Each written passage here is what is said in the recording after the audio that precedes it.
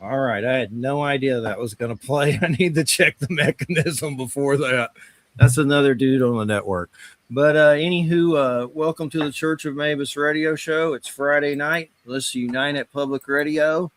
And that's not Francis Ford Coppola's Dracula, Gary Oldman behind the screen. It's a Cthulhu bank. So just clarifying, it's on a shelf. Cthulhu with big wings.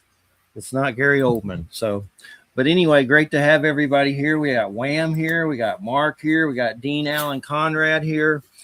And all kinds of fascinating topics. Next Friday is Samuel Chong. Christina's here. And Edgar's here, and a house full of rescues. I could go through their names, but I won't. But we're all here. We're tuning in. But yeah, man, Samuel Chong is next Friday. That's with Mark too, and Jay will be here. It's been a crazy time, like some weird experiences for me. First off, I look on my Facebook and there's an inbox message from a guy, Todd Standing, asking me to go on a Bigfoot expedition. And I'm like, I'm sure it's you have to pay for it or something. I don't know. But anyway, I'm like, I have my first offense misdemeanor fines and I'm on probation for my first offense misdemeanor. So I'm like, obviously, I can't leave the state unless they're coming here, which that may be a possibility to do some weird Florida thing.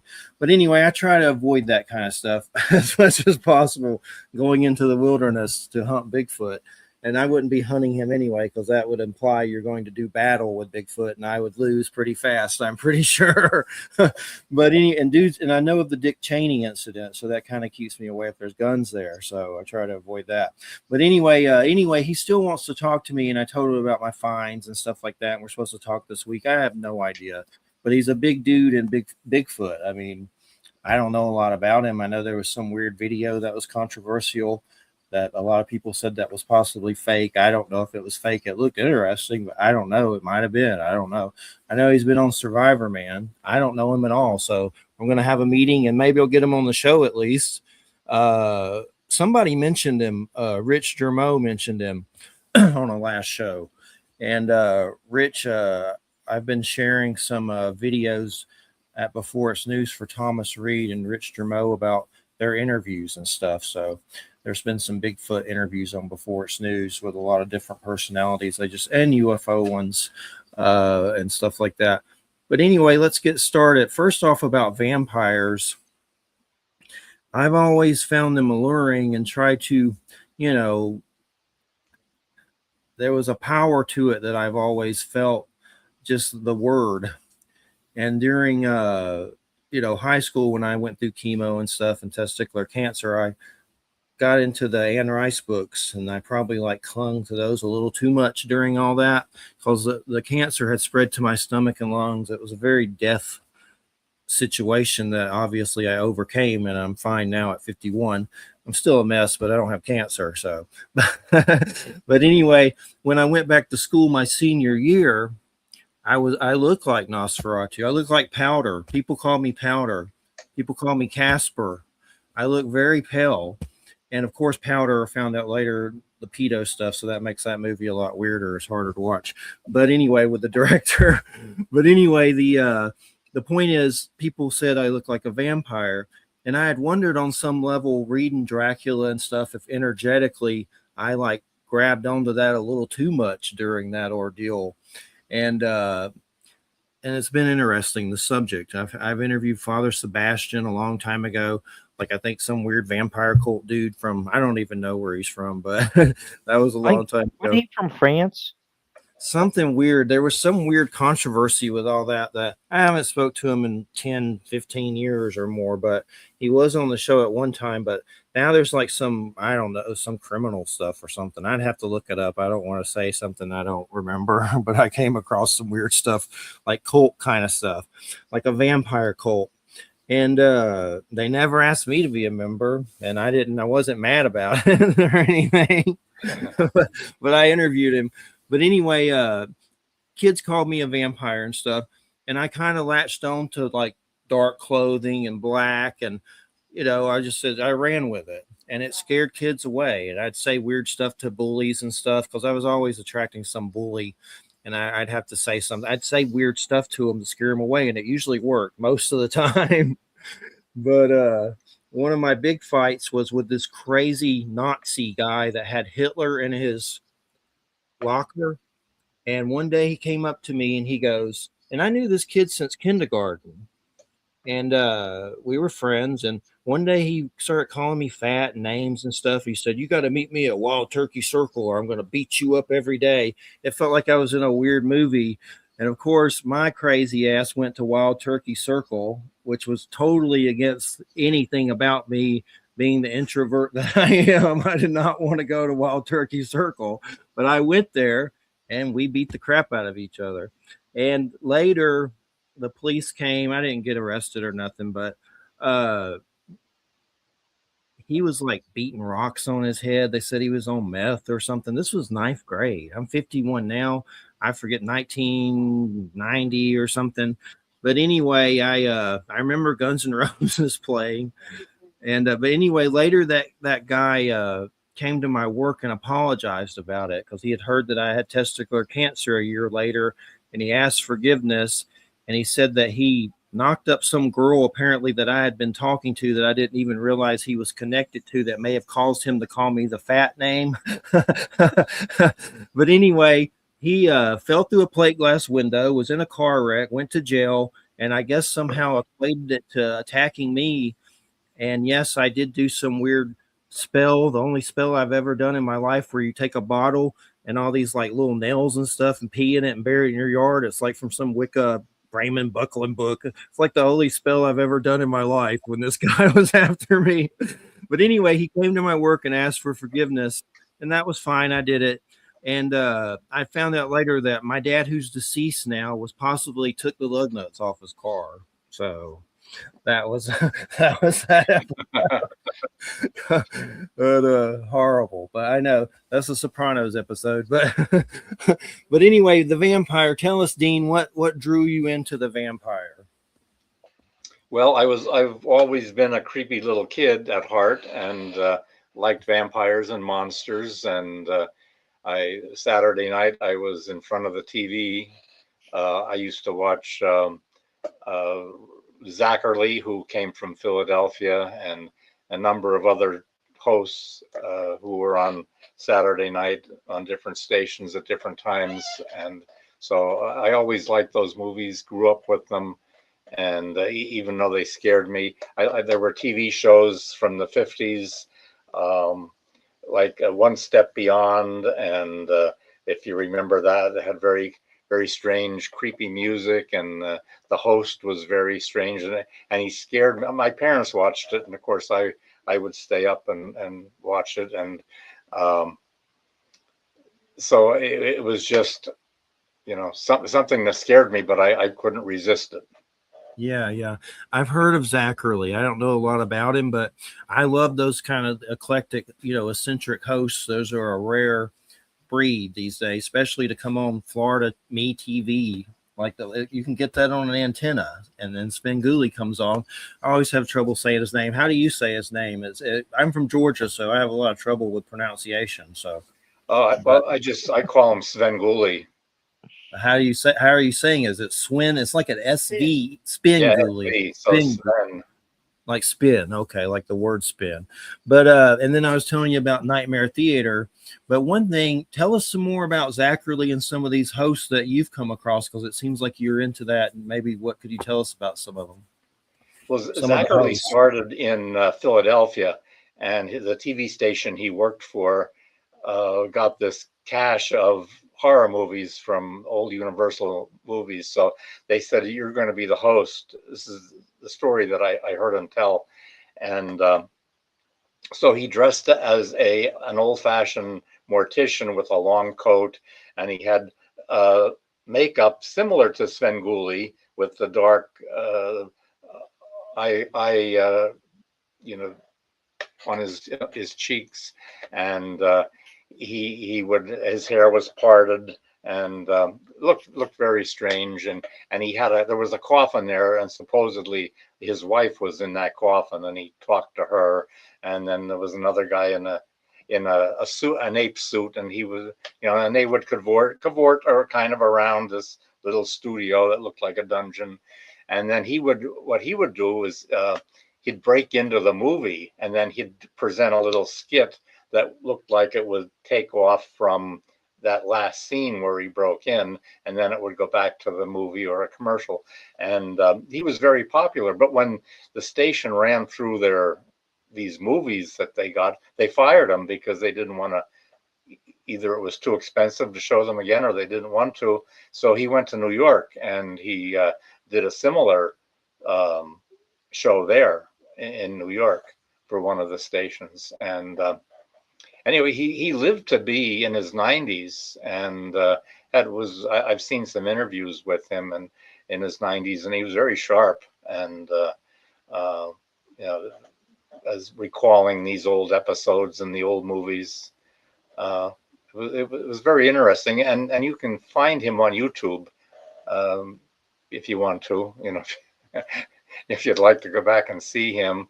And and then there was a guy named Dr. Shock, and then he had his little girl on, and he dressed similarly to Zachary. And then there were a number of them that I watched and just enjoyed. What year was Zachary when he was running? What year was that? Oh, he was in the 50s and 60s. Wow. And talking to his dead wife, was someone in the coffin, or he just pretended? No, it was just an empty box. It wasn't even a coffin. It was just a box. And he would call her my dear. Yes, my dear. And he'd answer her. And that was just like on regular TV. Like that's the stuff that trips me out. Like that's just. Yeah, you wouldn't hear a voice. He would hear it in his head and then answer her appropriately. And it was a lot of fun. A lot of the humor, I think, was wasted on children, as in a lot of kids shows, I think, and movies. A lot of I think the humor is aimed at the parents who are there watching it with them. And one step beyond. Oh, go ahead, Mark. Yeah, I just wanted to ask, with those kind of schlocky skits on these kind of the monster feature of the week, and okay, maybe some of the jokes weren't really understood by the kids watching the show, but how does those kinds of experiences go into you becoming a serious horror writer? How do you make that connection with those just childhood memories? Well, I mean, to show you what kind of a little creepy kid I was, when I was about the age of 11, I went to my parents during the summer, and I said, you know what? I said, I'd like to put a mad scientist laboratory in our basement. And they kind of looked at me, and they knew what I like to watch on TV. So they said, okay, but you have to clean the basement first. So there was a kind of a caveat there.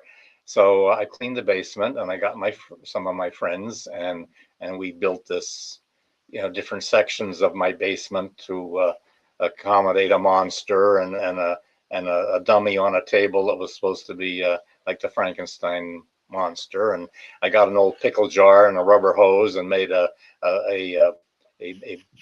bottle of blood.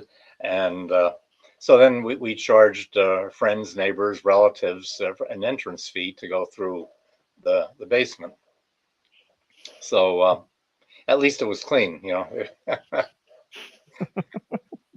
if nothing else.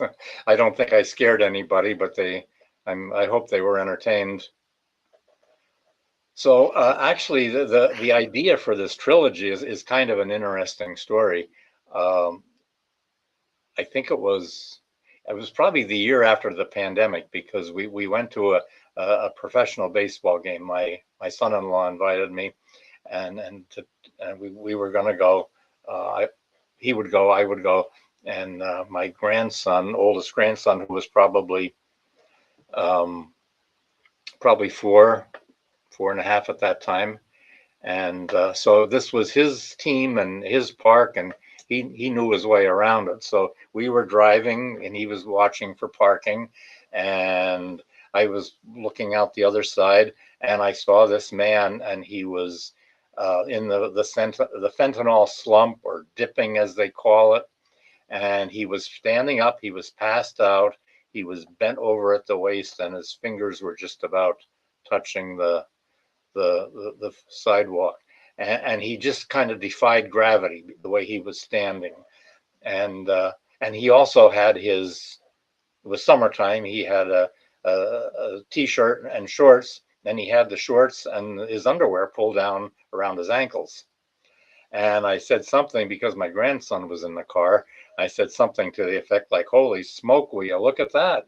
And my son-in-law, who's a police officer, looked in the side view mirror, and he said, "Oh yeah," he said, "that's a heroin addict." He said he got some heroin with fentanyl in it, and he said that's what they do. And I said, "But his pants are pulled down." And he said, "Well, the fentanyl gives them the urge to go, and sometimes they pull their pants down." And he said, "Sometimes they go and sometimes they don't." And I thought, wow. So we found parking, and we had lunch, and then it was a kind of a rare Saturday afternoon baseball game, and we were on our way back, or on our way to the stadium, walking, and there was another guy, and he was passed out on the sidewalk, and people had to go around him, and they had to get like in two lanes to go around this guy. And that really bothered me, because I thought, this is somebody's son, this is somebody's brother, somebody's husband, and I thought he's at the complete mercy of anyone who wanted to hurt him.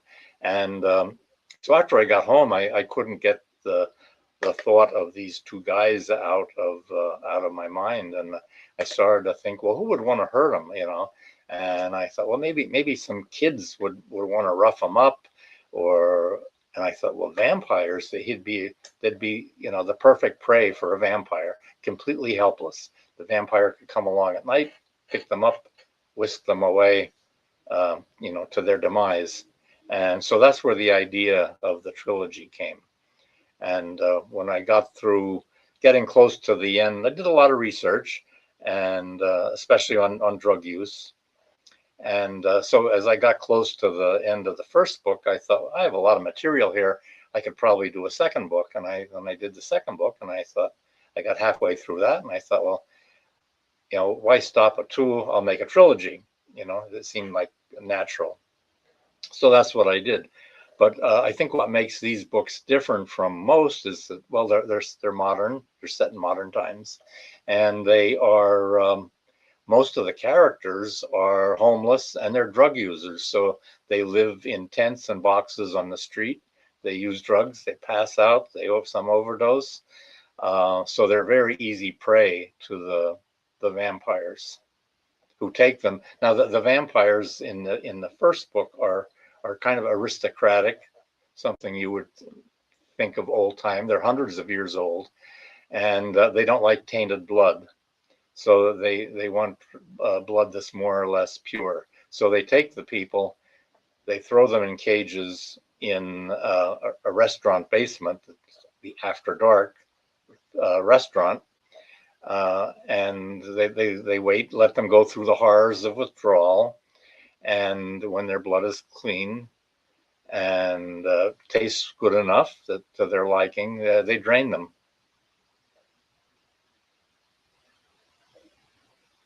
So that was kind of the whole, idea. Well, Is there a hero? Is there someone that can battle these vampires, like an antagonist? Well, yes, Yeah. there are. So the book follows a college student named Bo Bentwood, and he becomes involved with these vampires, and in I I don't want to give off too many secrets, but he's one of the characters that makes it through all three books.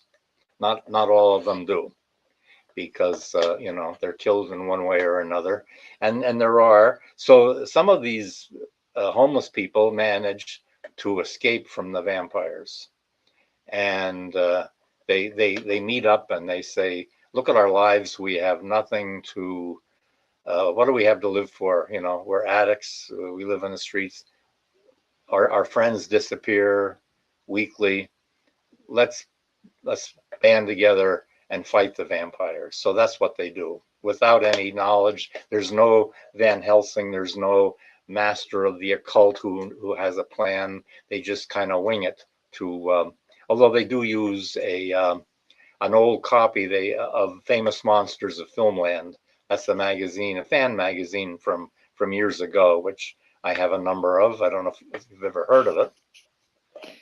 But that's actually an autobiographical detail you have in your book. I do. Dark.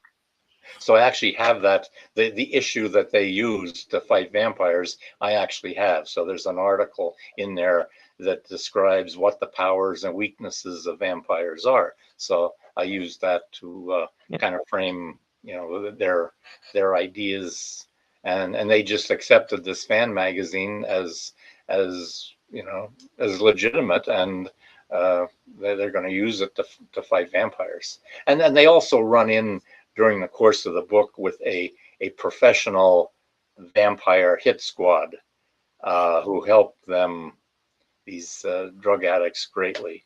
And they are very kind of nasty. It's almost like a military, quasi-military, paramilitary group who fight vampires. Nice. Well, I definitely want to check out the books. I haven't yet, but when I can, I'm going to. What are the titles of the books, and a website are the best place to go, so we can do that several times so our listening audience can check them out? Sure. The first one is called After Dark. And here it is. And the second one is Before Dawn. Awesome. And the third one is, what's the art on the front? Is that real buildings, or is it, what's the art? I see like buildings, like structural buildings in the covers, the art. actually my son made them. My son and his wife made the covers. Awesome. And he used well, the first one he just made, because my son's an architect, so he's very good at art, and he composed those covers. And then the third one is The Reluctant Vampire, and so that kind of gives you kind of a hint about what happens to somebody who becomes a vampire reluctantly, doesn't want to be, but is kind of forced into it.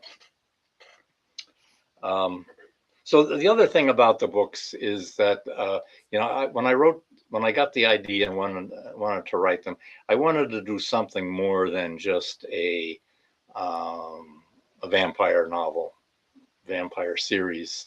I wanted to do a kind of a moral lesson too, because the people, some of the characters don't survive, but the ones who do are kind of redeemed, and they all have, and the whole idea of addiction is very present in the book, in the series. The people on the street, and then the vampires themselves are addicted to blood, and almost everybody has some kind of a problem. There's very few people who are actually clean in the books. Yeah, I think that's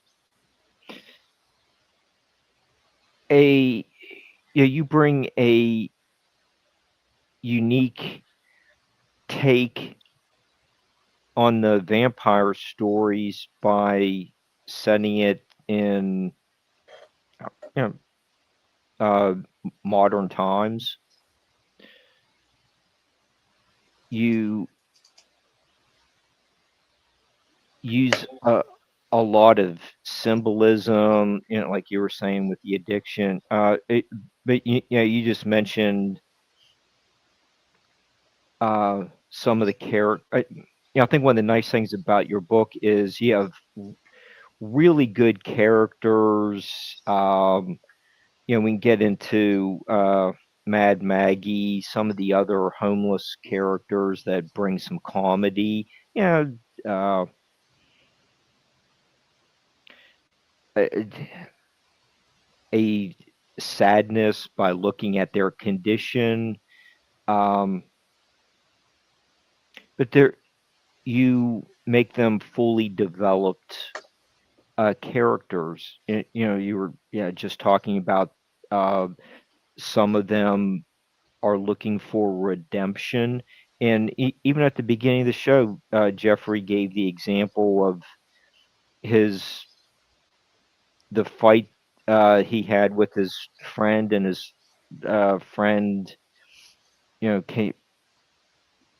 uh, came back and it was looking for forgiveness. It's, an aspect of redemption. It just seems like there is a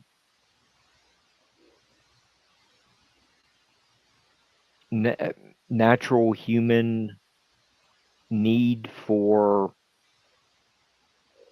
redemption after you screw up. Can you tell us a little bit more about some of the themes of redemption in After Dark? Okay, sure. Most of the characters have street names, monikers that they go by because they can't use their real name because there's warrants out, for them. Overboard George, who's kind of one of the main characters, is a someone who went AWOL from the Navy. And he's been on the streets for years. And if he used his real name, he always has the fear that he's someone's going to recognize him, or the police, if they get his name, the Navy still has something out to watch for this guy. Mad Maggie, it has psychological problems. She's not an addict, and she killed her abusive stepfather when she was a teenager. So she has, some baggage. And so once they start to fight vampires, they decide, hey, we can't get high. We can't do drugs and fight vampires because we just will be so much more. They are so strong. We have to stay clean, and they do. And the ones who survive stay clean, and they are able to fight the disease or fight the addiction, and actually, I shouldn't say this, but Overboard George and Maggie become they marry, and and it's just like a little civil ceremony that they do on the shore of the ocean with all their friends. And so I think that's a kind of a touching scene and that's in book 2. And so the first book is set in an unnamed large city on the East Coast. It's large enough to have a professional baseball team. The second book is on the West Coast, unnamed, in Southern California. And then the third book is in a small Midwestern town, which is Bo Bentwood's hometown, because he wants to return home to, after he escapes from the vampires, he wants to return home because for all his parents know, he's dead because he just disappears from college and no one sees him again. So he wants to return home and check on his parents. Well, it definitely sounds like a great read. I'm going to check it out. It is. There's some other ones that I'm trying to get the gift certificate for the first one of yours, and then there's some by the Fright Night guy, Tom Holland. I have two of those about Fright Night. They're like novelizations, but a new one just came out too called Origins. I have to grab that at some point. I'm slow going with money, but I'm working my way to the right directions. but I'll definitely check it out. It sounds great. And some influences of vampires. The Nosferatu film is definitely one of my favorite things ever when it comes to vampires. And I love the Bela Lugosi thing. And when you can, I want you to show that again when you feel like it, or we feel like moved to share the autographed Bela Lugosi. And then I love that version, of course. And then that Klaus Kinski Nosferatu, the color one with Werner Herzog, that is just something. That is just a special weird treat for sure. That one's just very creepy. I love it. That was a great movie. I really liked Klaus Kinski. He was a great actor. I have a novel. Go ahead. Here's Bela. You probably can't see his signature at the bottom, but and I got this when I was a kid because I was all into horror movies, and we used to. My parents, we would go to eat at a place called the Deer Lake Inn in Deer Lake, and this property had a summer stock theater called the Deer Lake Theater, and it attracted a lot of famous stars before they on their way up to stardom.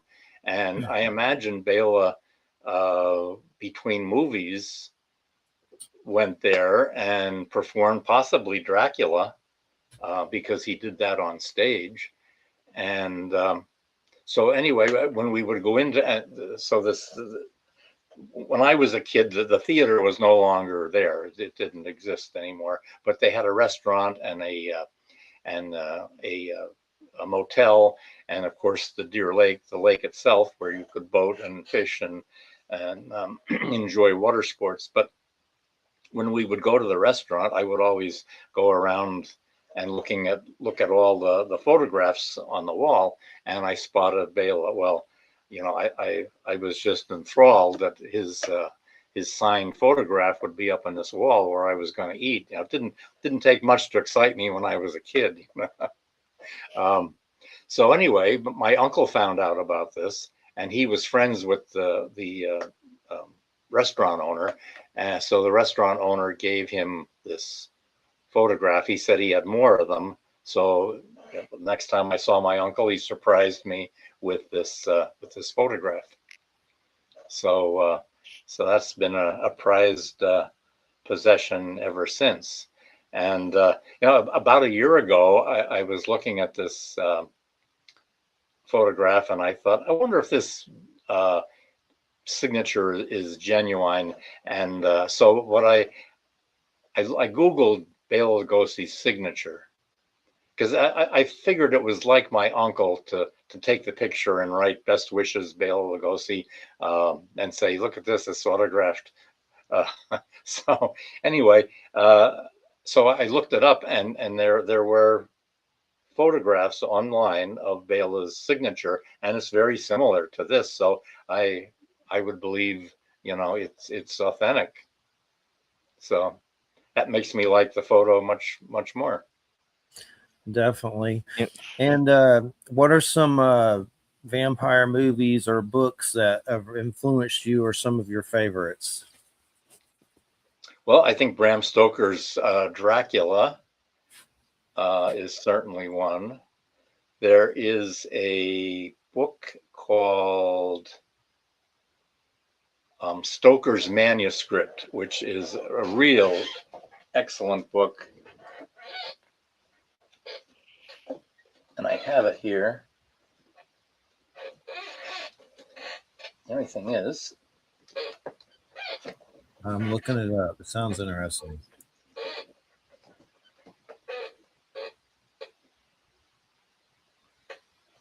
it's by a guy named Royce Prouty, and it's a very good book.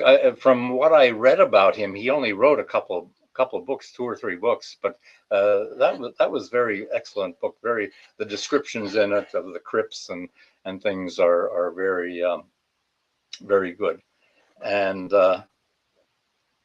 things like I liked Salem's Lot. Yep. Other. I'm not a great Stephen King fan, but I, uh, I did like that one. And one thing about my vampire world is a little bit different from other vampire worlds that you might see in movies. A lot of times you see a vampire, a vampire bites somebody, and they fall on the floor, and 10 seconds later they pop up and they're a full-fledged vampire with all the strengths and knowledge of a vampire. In my world, when someone's bitten, the vampire disease that the vampires have infects the person who's bitten and kills them, and then it takes over their body and then brings them back. So it actually builds a cocoon around the body, and it takes about 3 or 4 days for this vampire disease to spread through the body and then reanimate it. And so when the vampire comes out, it doesn't have, it has the strength and the speed, but it doesn't have the knowledge. It doesn't. So normally a seasoned vampire would take a new vampire under his or her wing and kind of teach them the ways, where to hunt, how not to get noticed. And so in the third movie, or in the third book, The Reluctant Vampire, that vampire does not have the benefit of this tutelage that most vampires have, and he has to really kind of wing it on his own. Yeah, Dean, that's an interesting point to talk about. Okay, you get vampires set around a major league baseball park. You're addressing the addiction, homeless issue, so there's some social commentary in After Dark. And you just mentioned Salem's Lot. Yeah, okay, that would be probably considered a modern day vampire setting as well. But you know, as you go back in time, maybe a lot of Anne Rice might be a little bit more closer to the Bram Stoker Dracula themes.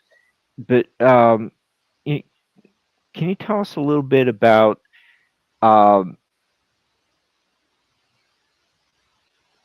what the tropes from the 1897 Dracula that you kept in After Dark to just kind of make that connection that I think a lot of people still like the as Jeffrey holds one of the dogs, it's almost time to make a comment like listen to them, children of the night.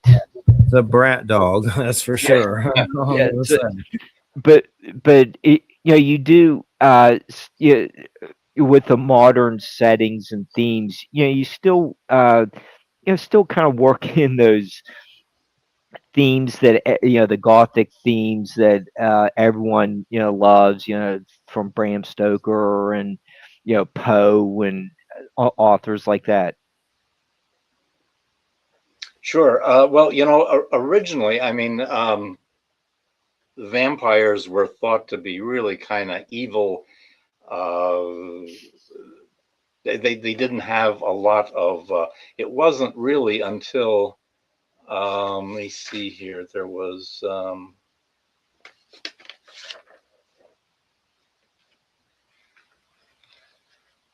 It wasn't until there was a short story written by a guy named John William Polidori in 1819, and it was called The Vampire. And in that, he gave the vampire a backstory where he was noble and he was handsome and yeah, very suave. And that's kind of where the tradition, and it said that Stoker used some of that info on molding his Count Dracula, although he also used Vlad the Impaler, the Romanian nobleman who lived in the 1400s. But when so they were up until that time they were thought to be kind of mindless zombies, and it was really actually the idea that that sunlight was fatal to vampires didn't come wasn't really developed until Nosferatu, the 1921 silent movie. Up until that time, it was thought vampires could move around during the day. And Bram Stoker himself introduced a lot of lure that has kind of been accepted and now, agreed that this is exactly what a vampire is. And he introduced the idea that vampires could transform into bats, wolves, and other animals, and they had powers of strength, agility, and hypnosis. Also, that the vampires cast no reflections and had to rest during the day in their native soil. So that was all kind of introduced by Stoker and then kind of adopted by everybody who came after him. And some of those things I have too. The sunlight is fatal. During the metamorphosis of these vampires, if it's interrupted in some way, if these cocoons are disturbed, the vampires will come out half formed and half animal, half vampire. So in that first book, the vampires in After Dark have a number of these creatures who do their hunting for them, and they leave them out at night, and they run into a park that's nearby, and they grab the unconscious drug addicts and bring them back to the basement. They're put in a cage, and again, they're let go. They let them go through the horrors of withdrawal, and once their blood is clear, they're pulled out and they're drained. I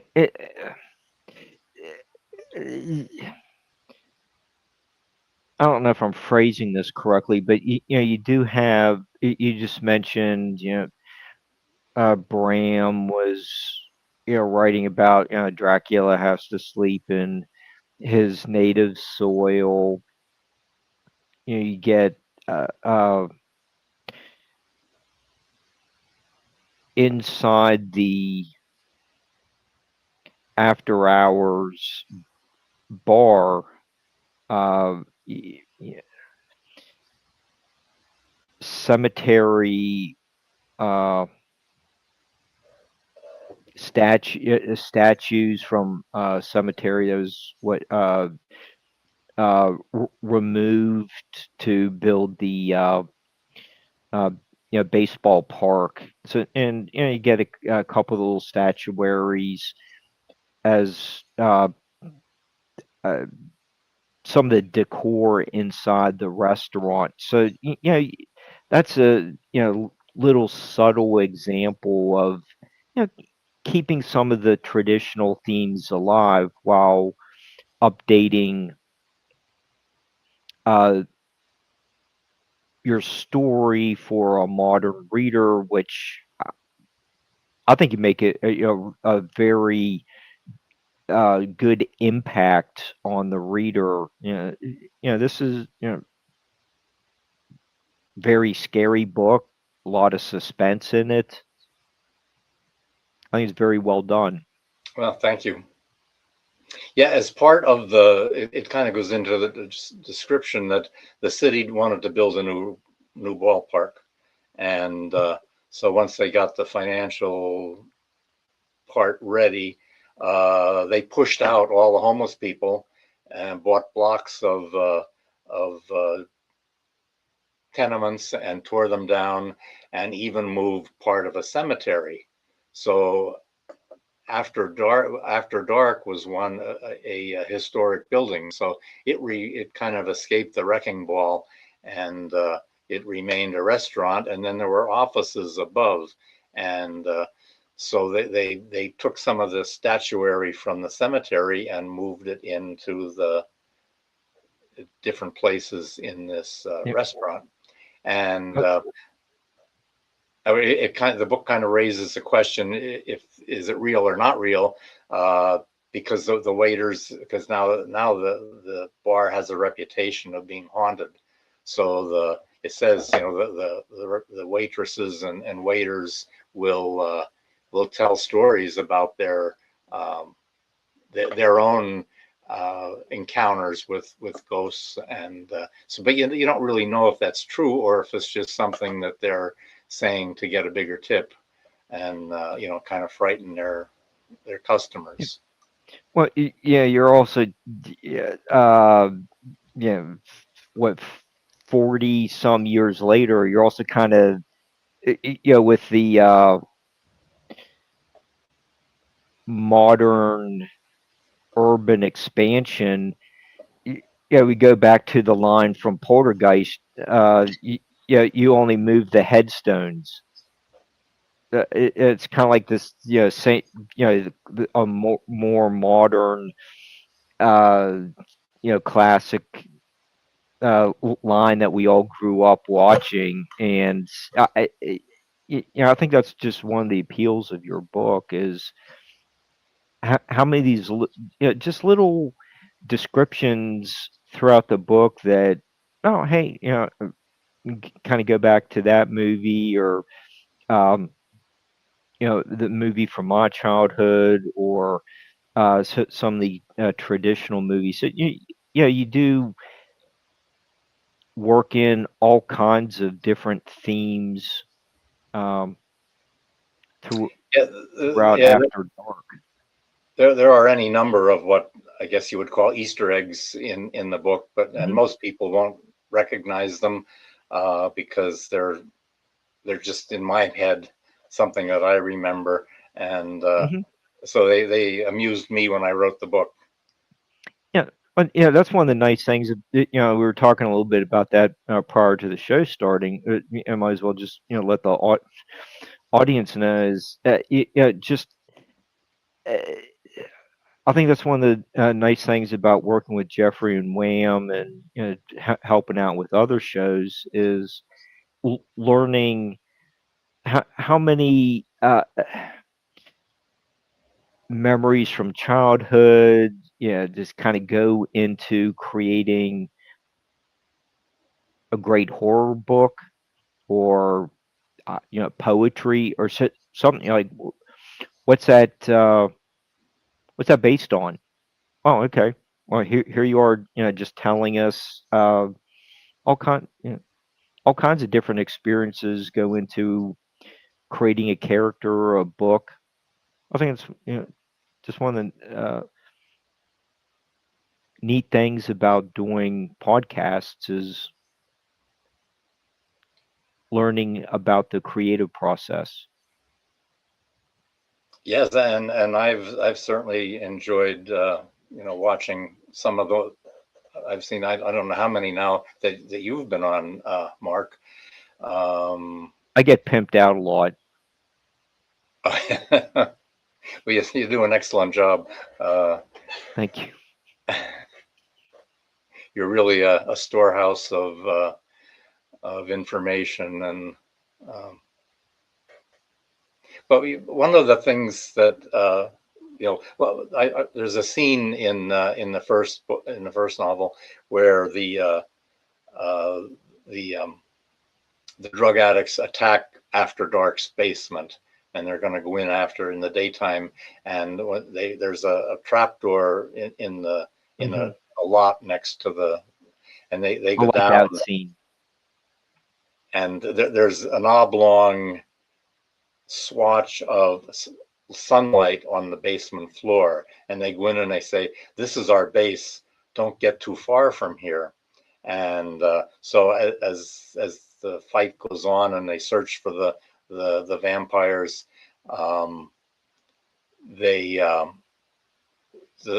day wears on, and that area of sunlight gets smaller and smaller, and then it gets cloudy, and then it disappears altogether. Well, now they're in a real pickle, because the vampires, at first the vampires can't reach them when they're safe in this in this area of sunlight. Well, and when it gets cloudy,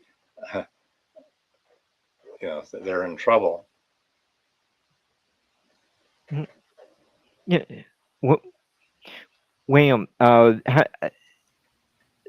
does all this paranormal fit into your paranormal research?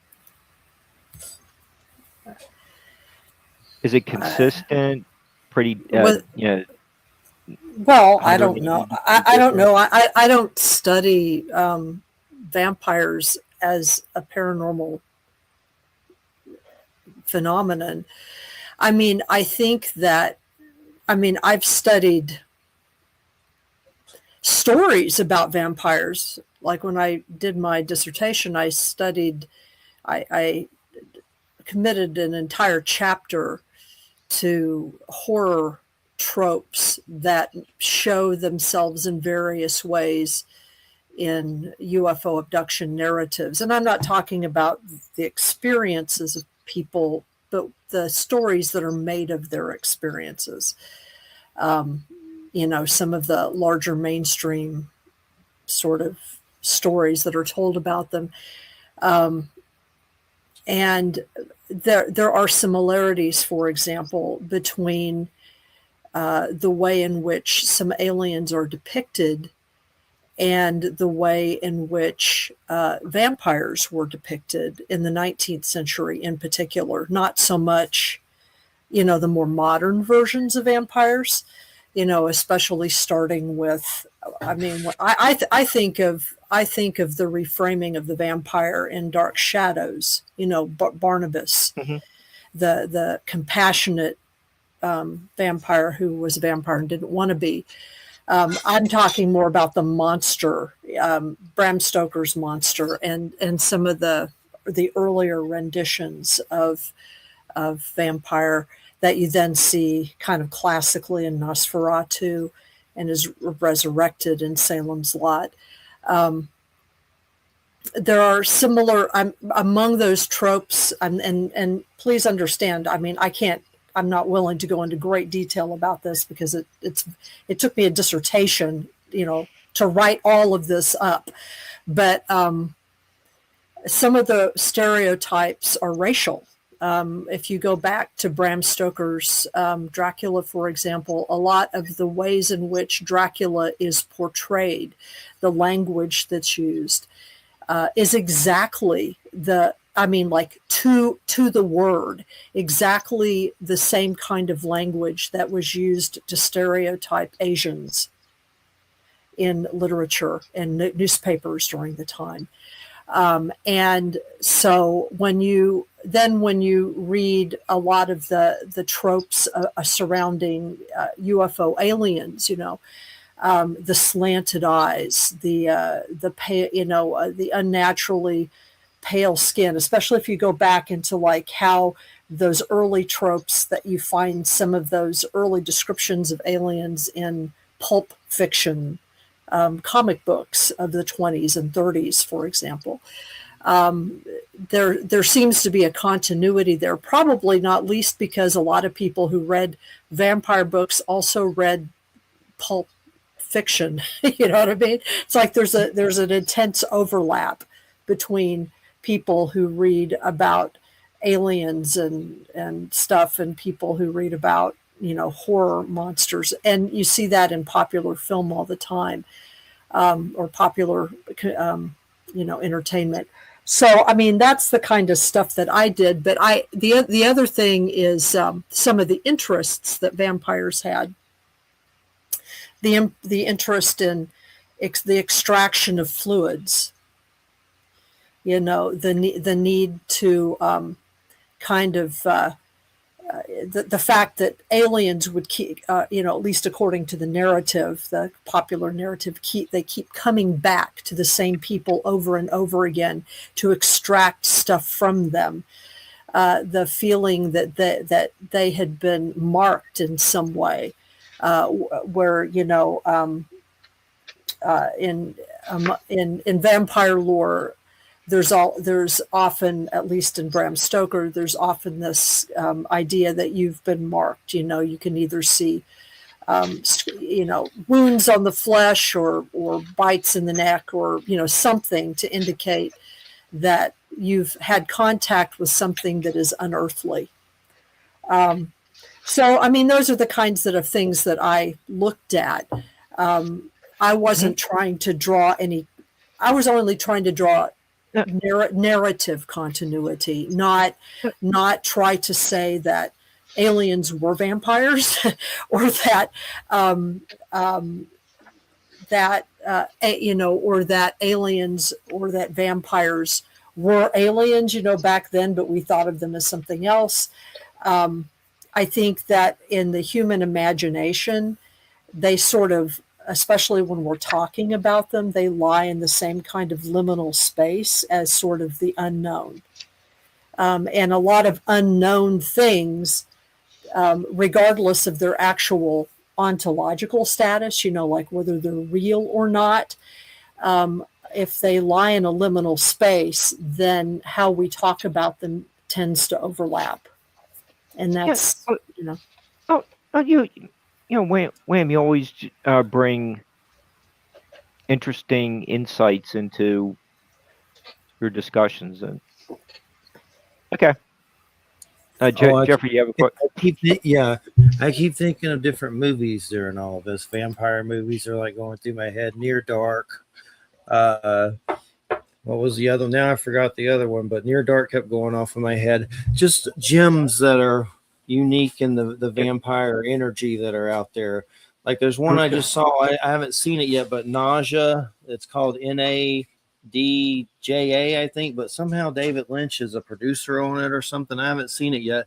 There's a lot of weird vampire shit out there that, and as we talk about it, it goes off in my mind. So, and I start thinking about it.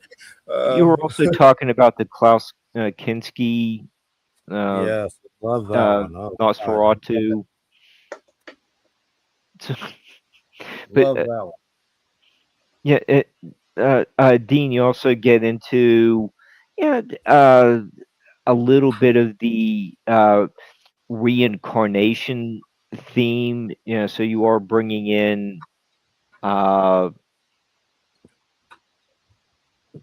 some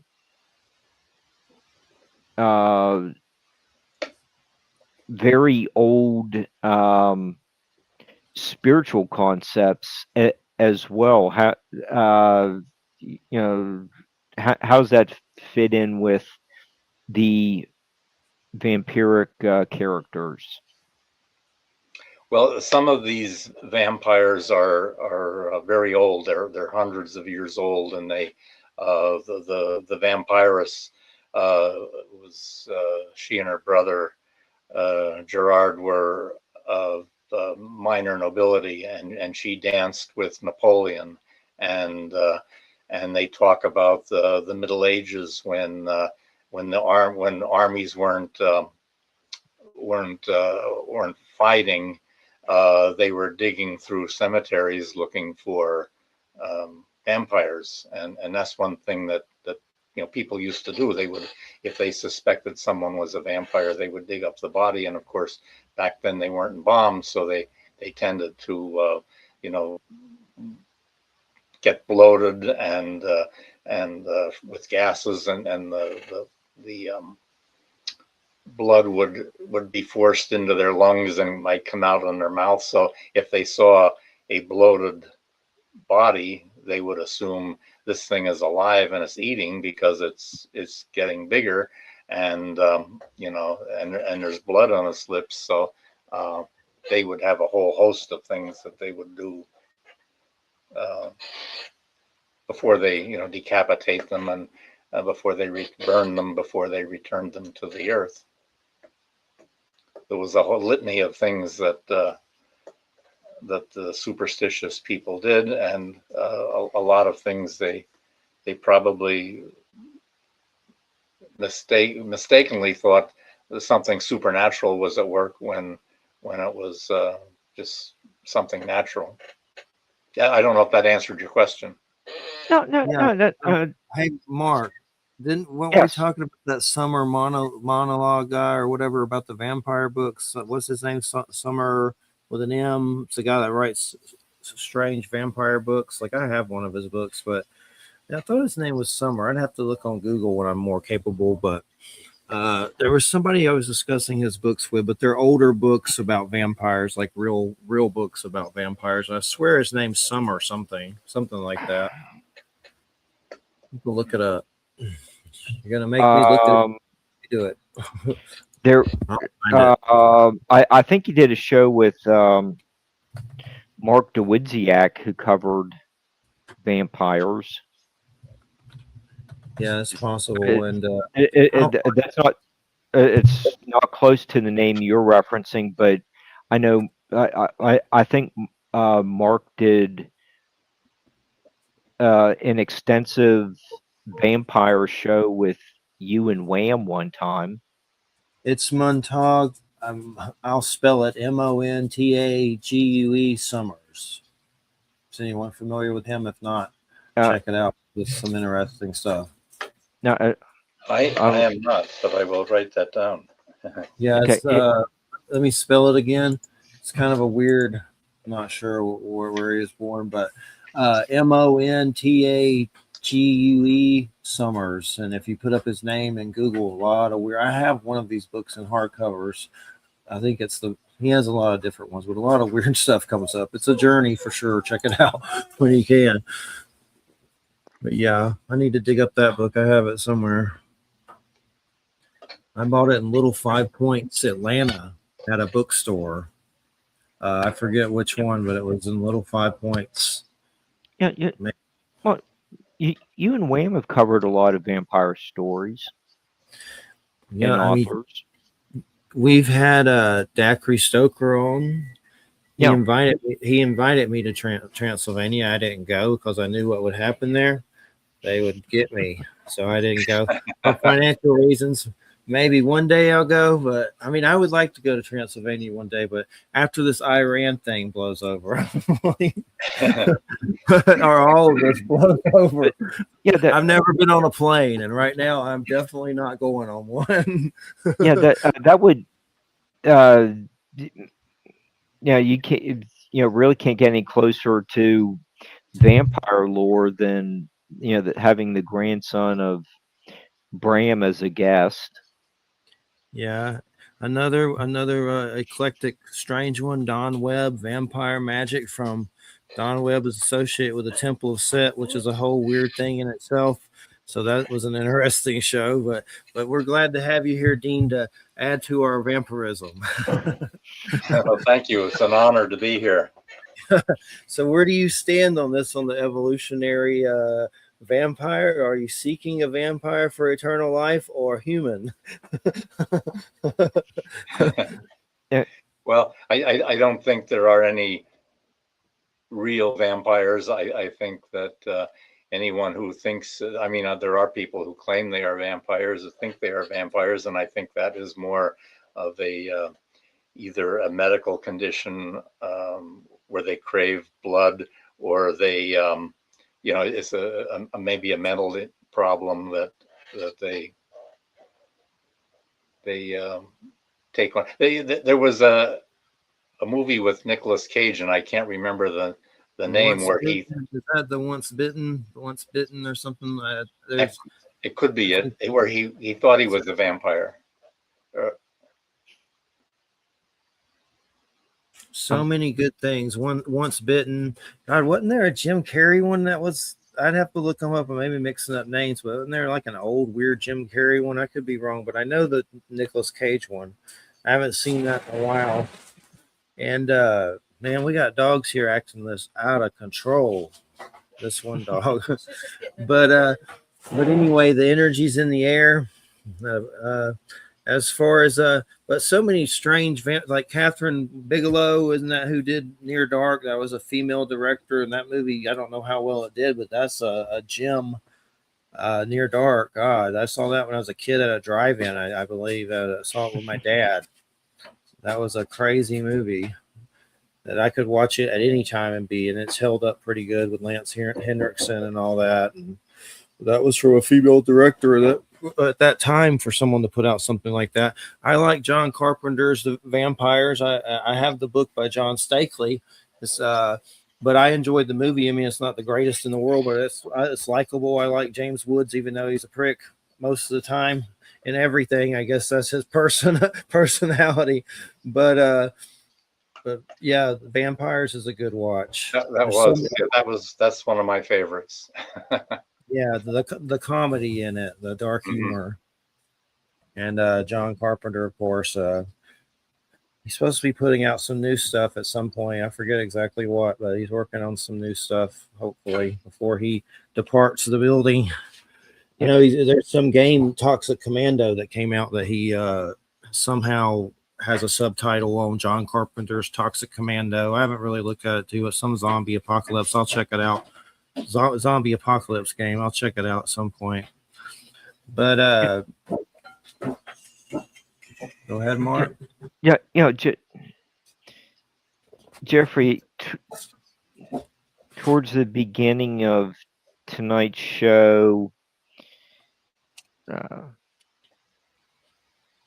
you referenced personal experience where you said it kind of got a little pulled in a little too much into the vampire lore while you were going through your medical issue,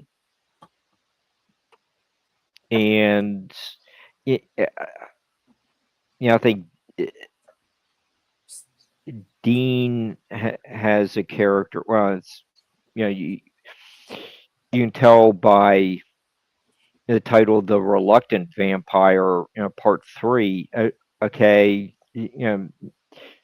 maybe people got pulled in a little too much into the situation. You see that, and this is really nasty. How do you get out of this? May need to look at self-sabotaging behavior to go from these dark promises to actually go back to being a human. So you kind of touch on some of those themes, and just came up in personal autobiographical stuff said by Jeffrey. Do you find that writing horror that you have to address topics like create characters that realize what did I get myself into? Sure,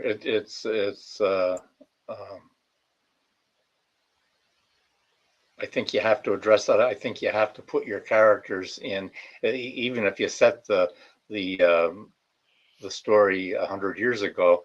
I think you have to put them in situations that people can relate to now. I did a short story. I have a book of horror short stories, which I will. Oh, and we Sorry, need to have you what? back to cover that one, the Mammoth book. Anyway, there's uh, a story in that where there's a girl and she suspects a vampire, and she goes into an abandoned house to look for him, and you think, well, I won't tell you what happens, but anyway, but I do think you have to even whenever you set that story, you have to have something that your reader will find relevant. And you're in Pennsylvania, right? That book that you just held up, is that fiction or real stories? What exactly is it? Pennsylvania. I've had Stan Gordon on before, and I know there's a wealth of crazy paranormal stuff in Pennsylvania. But is it like horror stories, like fiction? Well, these are all fiction, and they're in the city where I live, and it's called Pottsville. But I named it Mammoth after a genuine mammoth.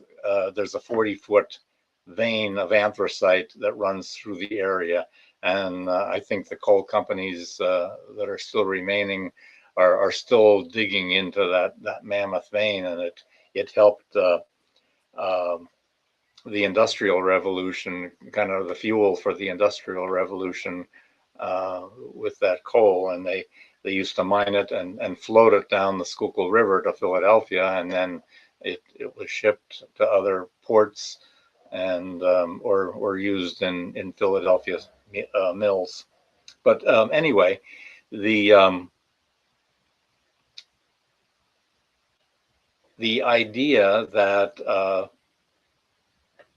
people have they should your reader should be able to associate with that person, and that whatever fears they have, whatever feelings they have, no matter when the story takes place.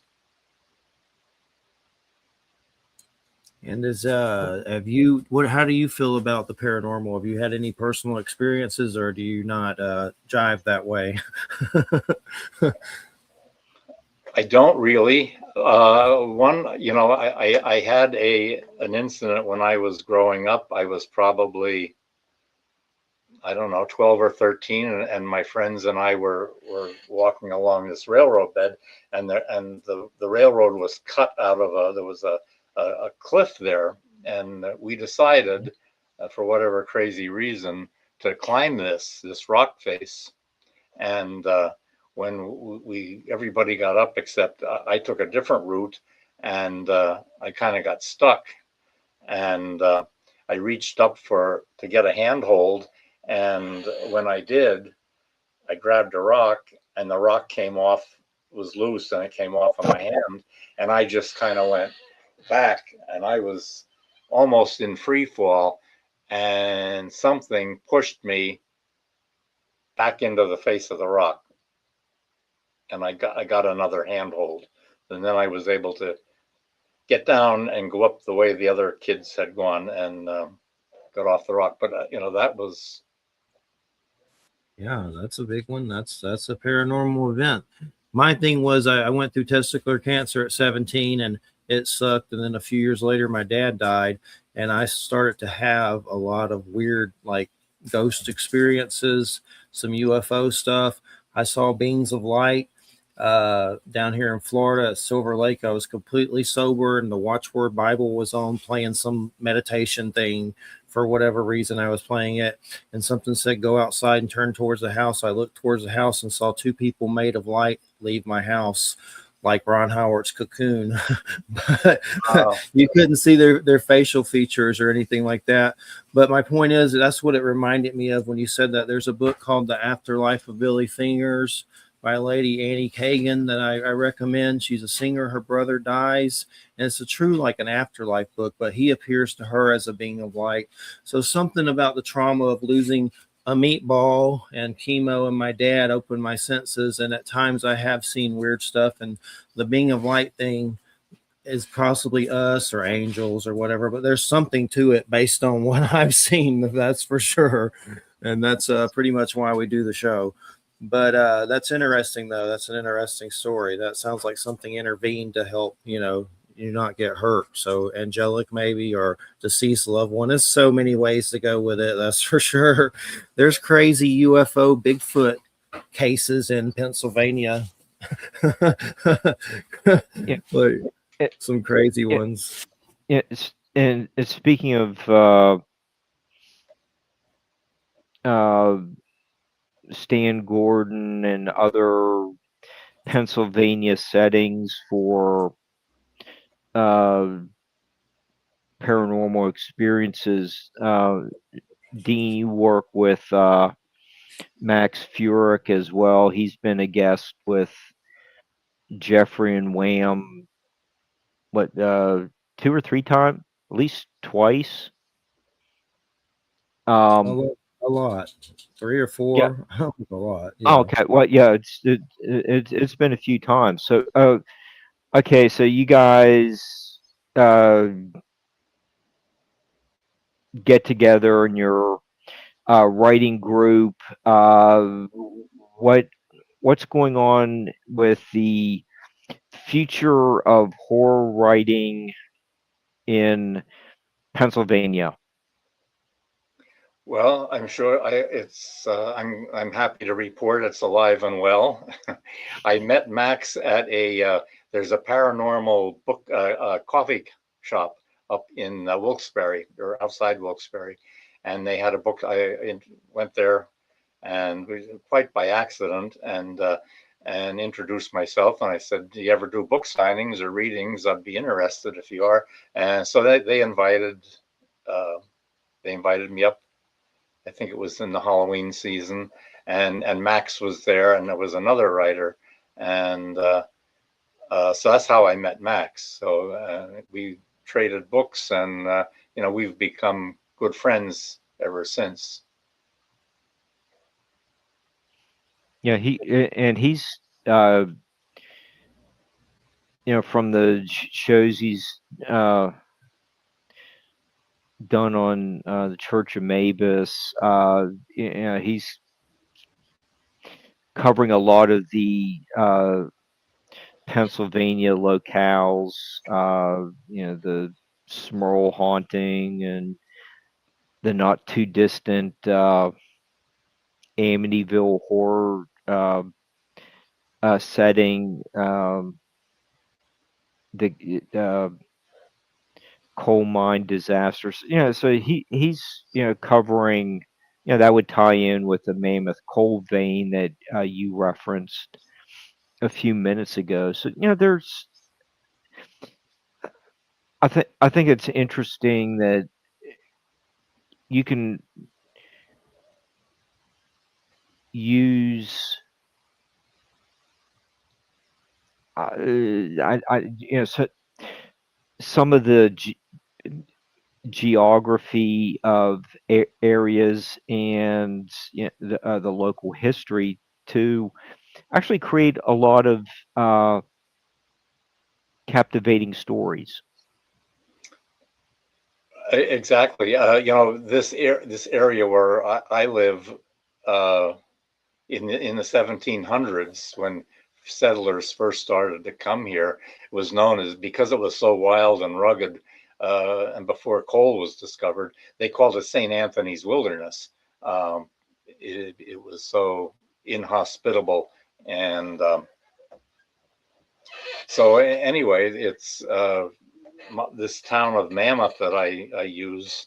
Everyone kind of agrees, the characters, that it's the type of place where almost anything can happen, and it usually does. I had a question for you, Wham. I actually had 2 questions. Where did you get your name, Wham? Oh, Probably that's old. everybody knows Yeah. but me. Well, that's all right. And what's the other one? And the other one was, well, I have a near UFO experience I had as a kid. Uh-huh.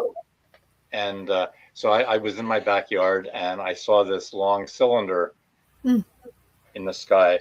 And I was so shocked, because I had just been reading about it maybe a month before. Didn't make any noise. And I was so shocked I couldn't even yell for somebody else to come out and look at this thing. And as I watched it go, it kind of banked, and I saw two wings, and it's an airplane. Yeah. So yeah. Anyway. Yeah. Well, I had a similar kind of UFO experience. So a faux UFO experience. To that, I was. I've seen actually a couple of truly unknown things that did not have wings, and I to this day I don't know what they were, but I was maybe about I don't know what I was like in my late 20s, I think, maybe early 30s, and I was. My grandparents had a farm in Valley Falls, Kansas, and they sold the farm. They retired and sold the farm. And sometime after my grandfather died, I went back. I had moved away by that time, and I came back to visit, and I snuck onto that farm and discovered that it was a tenant farm, which means that nobody actually lives there, but they do farm it, but there wasn't anybody there at the time. So I just went through the fields, kind of having a moment of nostalgia, you know what I mean? And remembering everything. And it was sunset. And I saw this thing in the sky, and it was coming fast. It seemed to be banking at a very odd angle, and it looked like a silver disc. I mean, I would have sworn it was a silver disc, and it looked kind of close, and it was coming fast. And I can't even explain to you how I panicked, because the one of the unknown experiences or sightings that I had really scared me. I mean, it's like it's probably the most formative memory of my childhood. That's how much it scared me and how unusual it was. So when I saw this disc thing, I freaked out. I mean, I'm not ashamed to say I went into a cold panic, and I just started running as fast as I could towards the farmhouse, even though nobody was there.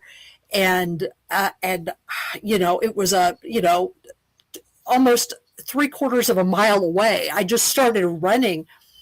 And at some point I just turned and looked. And at that point, with the sunset, the angle of the thing had changed. I could see it was a plane. And I can't tell you the relief. I was like, oh my God. I thought I was going to die. I thought my heart was going to fly out of my chest. So I understand entirely, That's how I was affected. Yeah, it's And now when you really do see something that's weird, and it remains weird, it does not reveal itself as something that is understood. It is creepy. I mean, you'd think that with all of the stuff around that, we'd be excited to see these things. That's not actually what people experience. It scares the crap out of you, As to Professor Wham, that's kind of a long story. To be very brief about it, Wham is an acronym, and it's an acronym of a much longer Arabic name that I was given by my Sufi teacher. I'm a Sufi, so it's a much longer name.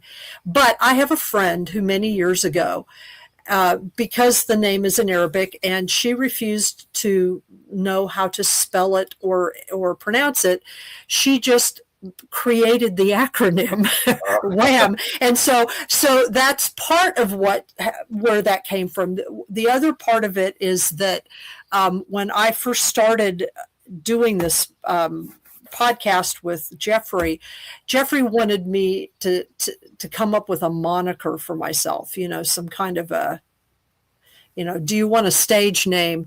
So Wham had already sort of been created. So I just said, well, take Wham, and I was thinking of it more in the kind of like comic book a hero sense of, where you have they're fighting, the heroes are fighting, and you've got the balloons that say wham, pow, bam, that kind of thing. So I was thinking of that. Where the professor came from is completely different. In the late 2010s, I was doing presentations at a local venue here in the Hudson Valley. And I do have a PhD. So some people occasionally will call me professor for a variety of reasons. The guy who ran the venue started calling me Professor Wham. He just started calling me that. And it just kind of stuck over time. So I added it to the Wham, and there you go. Okay. So it evolved over time. It's very complicated, but Wham, with the experience you were just talking about, which one? You mean the faux UFO? Yeah. Do you find that when people have a sighting, that there is usually a predictive or predictable response, where these kind of like go into disbelief? I've heard that it feels like there is a need to speak with a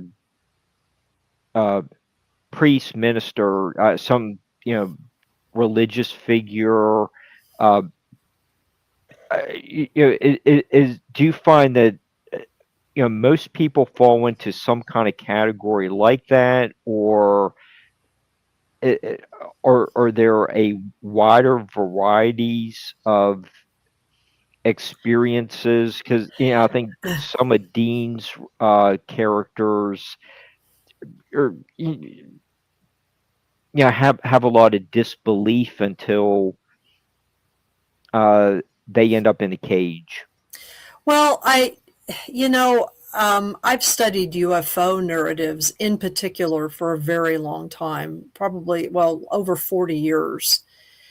And one of the things that I discovered was that when you're talking to people about their experiences, what I always paid attention to was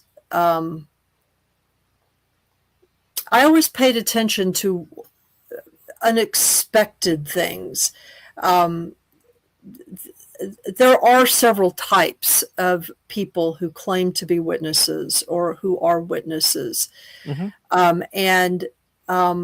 And after you've listened to a few thousand, literally, of these accounts, you do sort of begin to be able to pick out, and John Keel talks about this, and so does Jacques Vallée. Right. You begin to sort of pick out that certain things resonate as being, I don't know if the word is authentic is the right word, but it's like how I could tell if a person had an experience that really unnerved them.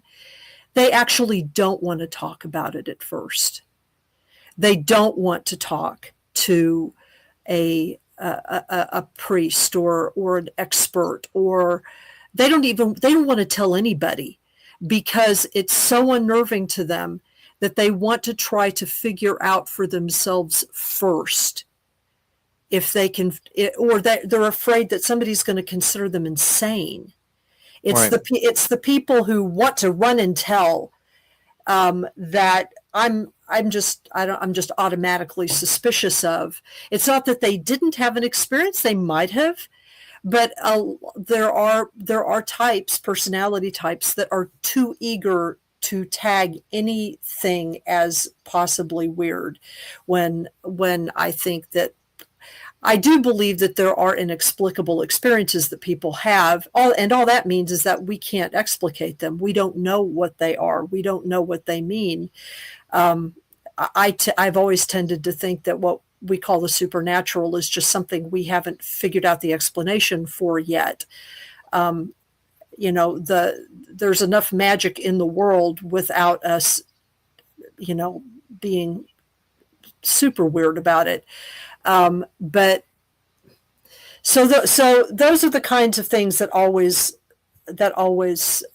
attracted me. When I was doing my abduction research, I did not include in my sample, I did not include anyone who had been hypnotized, because I found that whole hypnosis thing, by the time I was doing the research, I found that there was so much confabulation and suggestion and leading of the subject by the hypnotists, that it was just like, I'm not even going to pay any attention to these people. Credible. Because the fact is that the notion that people who have those experiences always forget, that's not true. In fact, in most instances of that kind of amnesia, over time, over 2/3 of them remember most of it spontaneously. Mm-hmm. So it's just, or even more than that probably now. But so, all of that was just ridiculous crap. So I only paid attention to people who had had experiences, and they didn't have to remember all of it. That was fine, because true trauma, true unknown stuff freaks you out, regardless of its source. And you may not remember all of it at once. But I didn't want to deal with the possibility of hypnotic confabulation at all. So I just, and since the type of dissertation I was doing, one of the things then this came up actually in the course of the research, one of the things I was doing was comparing abduction accounts and memories in the African American community and contrasting it with similar kinds of experiences in the white community, and then to a lesser degree, say in Hispanic communities. What I found was that the whole trope of missing time and amnesia was almost entirely absent from African American accounts. And if it did exist, it was very transient. And this was true despite the fact that the sort of the archetypal case of the African American abductee was Barney Hill. Right. So to me, that was really interesting. It was like, that's interesting. And African American abductees were far less afraid of or didn't see any disjunct in their experiences and previous interests that they may have had, say, in science or science fiction. And they also didn't have a problem with the idea or experience that their abduction experiences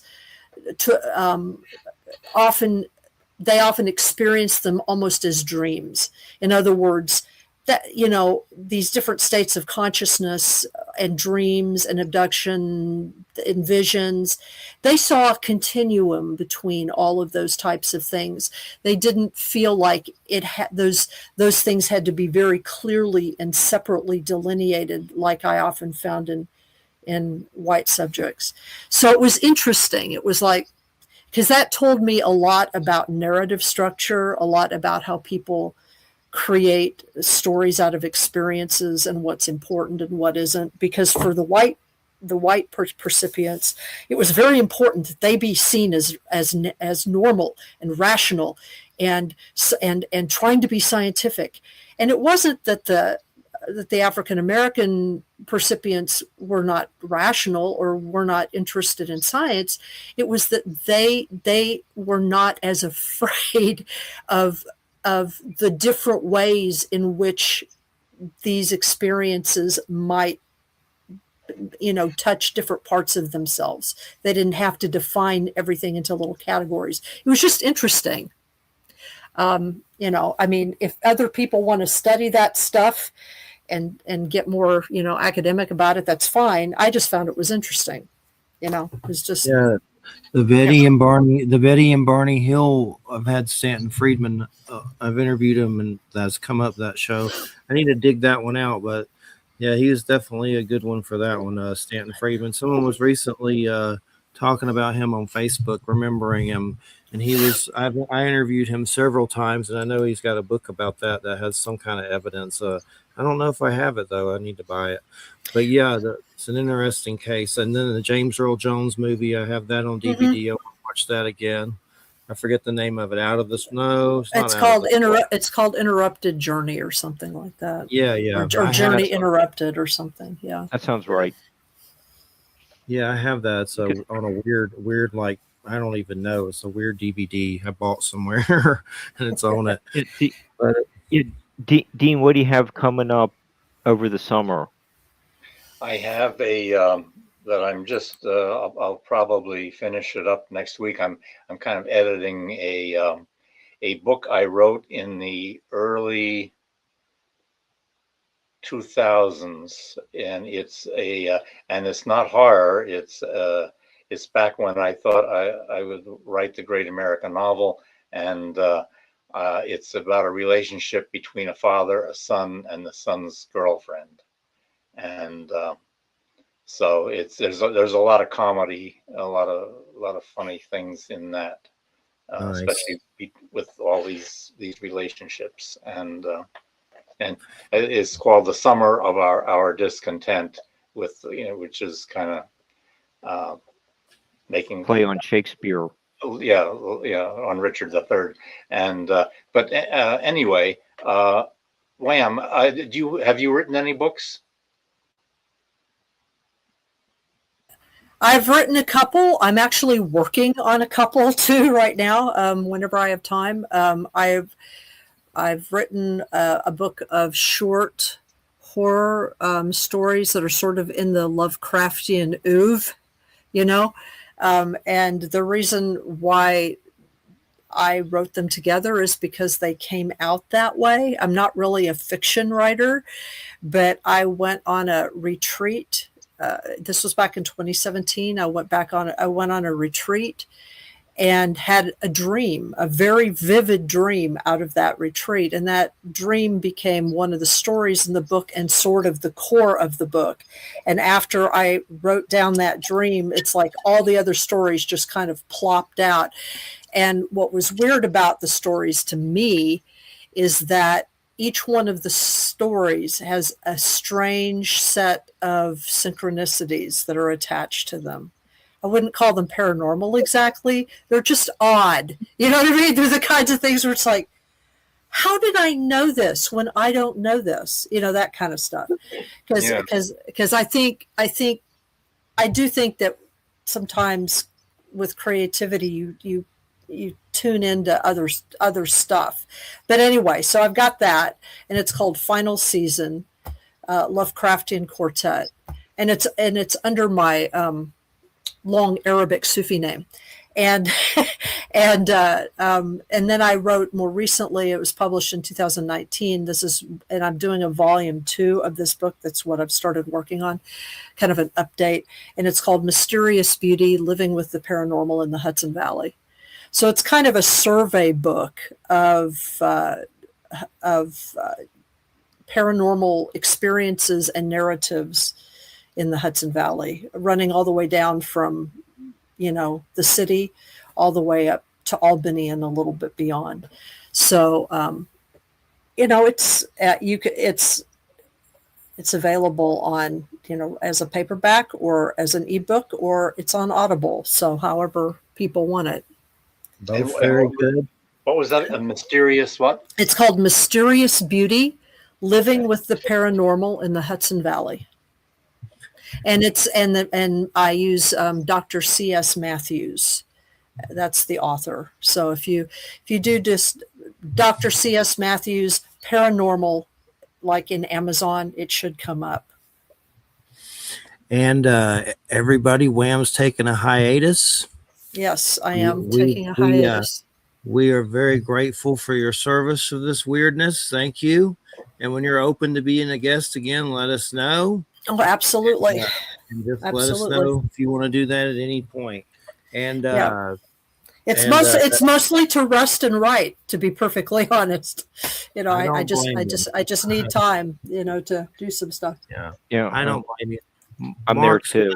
Yeah, Mark's going to help out sometimes, and then Rich Germo, the native police dude from Bigfoot, he said he would help out. So Cool. I just kind Very of cool. consider it helping out. So and I kind of just mix it up with different people helping out. I kind of like that, mixing it up a little sometimes, like that, weird ways. Just Don Webb co-hosted a few times. Like I think it was there in like October. I have to dig those up. But there was some weird Don Webb co-host that he did a few times. You just throw somebody in there and see what happens. So those are fun. Yeah, Jeffrey, I'm still waiting for the guy that creates the shadow on the curtain behind you with the horns. Oh yeah. To co-host, some come around the corner and co-host. That's Francis Ford Coppola's Gary Oldman. He's back there. He's watching. But the vampire thing, I don't know if there's any real ones as far as, a 1,000-year-old dude sitting around or whatever. I think there's weird parasitic energy like vampire and psychic like I think there's stuff to that. There's levels to it, There's some people that think they're vampires. I don't really go around saying I am. Christina thinks I'm one, but I don't really go around saying I'm a vampire. But there is something energetically to it. But you have to be careful. You might go cuckoo with that kind of stuff. Like some of those Vampire the Masquerade killer true crime turns into true crime. I used to wear a Nosferatu Vampire the Masquerade shirt in high school. God, that was a cool shirt. I thought you referred to yourself as the chubby Nosferatu. Yeah, sometimes I do call myself chubby Nosferatu. but the historical Vlad the Impaler stuff, oh, I love it. There's been a guy on Victor Foya who does these like Vlad the Impaler historical novels. He has like an eye patch and a weird, I'm not gonna say weird, but there is an eye situation. Weird is not. He's a great guy. So, but I don't even remember what happened. But he wears an eye patch with he's from that area. So basically, we had him on one Halloween telling us about historical Vlad the Impaler. And Michelle Desrocher, she's been to Transylvania. We've had her on, and telling us stuff about that. So definitely, I vibe in the energy. But is that what you consider what you do with the energy? There's something to it. There's an energy to it at least, but it's a mystery maybe. Well, and just to remind all the listeners here, Small Town Monsters just recently released a new Bigfoot movie or film documentary called The Kinderhook Creature in the Shadow of Bigfoot. Oh, it's up by you. Yeah, and that's up by me. In fact, I'm going to Kinderhook tomorrow to a Paracon. But what it focuses on, what this particular documentary focuses on, are the experiences of Bruce Hallenbach, whose family in the early 1980s, late 70s, early 80s, became sort of the center of a series of really kind of odd events that focused around his grandmother's farm or his grandmother's land, and it's an interesting documentary because it's done in a very storytelling kind of way, and it follows the kind of organization. Bruce wrote a book about these experiences and sort of follows the organization of the book. It's actually it's only about a little over an hour long, and it's actually a very pleasant, atmospheric kind of telling of these things. It's also got beautiful cinematography, and I'm one of the featured intellectuals in it. So, I'm providing historical context basically for the Hudson Valley. But anyway, it's me and a couple of other people. But it's actually a I was actually surprised at how well done it was, and it's been uploaded free on YouTube, so you can watch it. Sometime, if we can, we should do Bruce and you like in October or something. I would love to get him back about Hammer horror and maybe what we're talking about here or something. That would be really cool. He knows a lot about Hammer horror films. Well, right. And he actually was, I think he's just been hired to do a really cool, either a cool book or a cool film or something about that. Cool. So I'll see him tomorrow and I'll ask him about it. Yeah, ask him if he's interested. Something in the fall, because I'm booked up till then. But yeah, that'd be awesome. But yeah, Dean, it's been great. We'll definitely have to get you back. What's your website and stuff? We got we're supposed to be ending like any second. So tell us your website, the best place to get your books. My website is www.deanallen. That's ALAN Conrad and .com. And and you can get my books through there or on Amazon, or I do as many personal interviews as I can. So yeah, we'll definitely get you back. It's been great having you on, and I've been recommending to people. And Wham, if you ever get around Prime, that show LOL. There's a show called LOL. There's a show called LOL, Last One Laughing. There's a British version, a Canadian version, Australian. Don't have kids around for the Australian. That shocked me. Even they're so nasty on TV over there. There's a Denmark, a German, but basically what it is, I would start with Britain or Canada. But basically it's comedians from that region. And if you laugh, you get thrown off. And the Canadian one, Tom Green is there. And it's the funniest thing. The British one, they're all good. There's an Ireland one. I haven't watched it yet, but it's really good. I've heard a lot of people talking about it, and it takes a lot to make me laugh. So, but it's called LOL, Last One Laughing. And I swear Tom Green does delicious cheese sandwiches and gets several people kicked off. And then that song becomes his weakness when people sing it to him. So, because he'll start trying to, you can't laugh or smile or you lose. So, whoever's the last person, and they're comedians. Well, I would be thrown out easy. So, there's some women on there that'll make you like drop your jaw to the ground. They're hilarious. There's a lot of comedians on there, but we appreciate it so much, Dean and Wham and Mark and everybody. And I'll see you all around. Yes, we definitely will. And United Public Radio 107.7 FM New Orleans. And next week with Mark, Samuel Chong and Jay will be here. So UFO stuff. But yeah, vampires and UFOs. Hell yeah. We did it. That's right. I can do it. All right. Good night, everybody. Take care. Good night. Good night.